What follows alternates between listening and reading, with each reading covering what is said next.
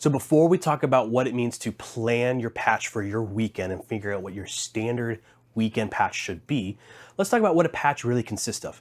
Patches are what we refer to as the ins and outs of everything on your stage and on your console. So on the example here on the screen, you can see this is my standard patch list, and you can actually download my sheet here for yourself to experiment with, kind of organize yourself, and use it to better get an understanding of where everything's at and how you can be flexible with these things. So patches are just an organizational tool we use when we show up to a venue or when we are the venue and we're trying to set things up so we know where everything is. So in my example here, I've got every single instrument with all the microphone or DI solutions that are going to be on it. And I even go as far as labeling what kind of solution is it? Is it a microphone? What kind of microphone is it? Is it a DI? What kind of DI is it? How many channels is it? And then after that, it's where is it going? So I set mine up where I say, okay, I know that my kick drum's going into snake A1 because I have a drum snake right there next to my kit that then feeds into my stage box. So I know A1 is going to go into channel 1 on my stage box, and you can see that here. And then if I were to go to my bass guitar, it goes into another sub snake into its own patch, and so on and so forth. So if say my kick drum's not working and I'm not getting any signal, I know exactly what channel it is, which sub snake it's plugged into, which stage box it's plugged into, and I can follow that signal path really easy. The same thing goes for outputs. I'm actually also routing all my outputs through this patch so I can see where everything is. So I can see where my main left-right mix is going and which box it's coming out of. Same thing for monitor mixes. All that stuff is labeled here. Now let's talk about what it means to have your standard weekend. If you're a church like my church where we have a lot of different sizes of bands, maybe one weekend we have an acoustic set, and then the following weekend we got a full band, and then the next weekend after that, it's a completely different setup. But you know what you're going to have a core functionality, meaning things like your drums are probably going to always be the same because it's a house kit.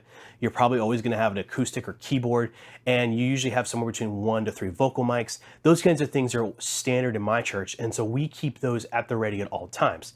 Now, are they always plugged in or on stage? Not necessarily, but they're always have a dedicated home to where we know we can plug in and it's going to go show up on our board right where we need it. So take the time to look at your church, maybe go through your past weekends and figure out, okay, what are the things that we use most? Start planning on how to organize them in a way that makes sense to you. Me personally, I prefer to start with my drums as the very first thing because personally, I mix drums first before anything else. If the drum kit mix isn't good, the rest of the mix usually doesn't follow suit very well.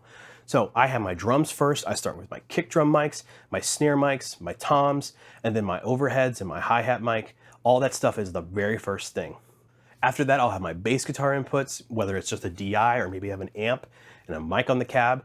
Then I'll have acoustics, I'll have electrics, keys, and so on and so forth. I'll just keep going down the line of things. And I usually always have my vocals towards the end because I tend to always like to have them kind of in their own little area. Now, we'll also have in between all of that, channels that I know are dedicated for certain things that sometimes happen but don't always. Like for example, I always have a channel dedicated for a violin because we sometimes have violin players play with us. I don't want them at the very end after all my vocals because to me that doesn't make sense. They're part of the band, not an afterthought after the vocals. So I usually have a space for them, usually either labeled aux or something like that, because I know that that could be a violin, but maybe another time I have a guest come in who plays, I don't know, a piccolo or something that isn't normal to my stage, but I have the input available for it, ready to go, so that way they can show up, I can get set up, plug it in, and it's good to go, and I can start mixing it. So setting up your what if channels is what I like to call them sometimes. My what if this shows up on my stage. Plan those channels out, have the space for them if you have it available, and add those into your patch list as well. Now, if you don't have enough channels for everything, that's okay. Do your best to kind of find compromises to what you can and can't have. If you've got a full drum kit and a full band, but you're limited to so many channels, sometimes you need to cut back on certain mics or certain things. So maybe not having that second overhead mic for a stereo image isn't going to make sense when you need to add something else. Find things that are flexible that you can interchange when needed. Because the key thing here about being a good audio engineer is being flexible for the moments that you need to be.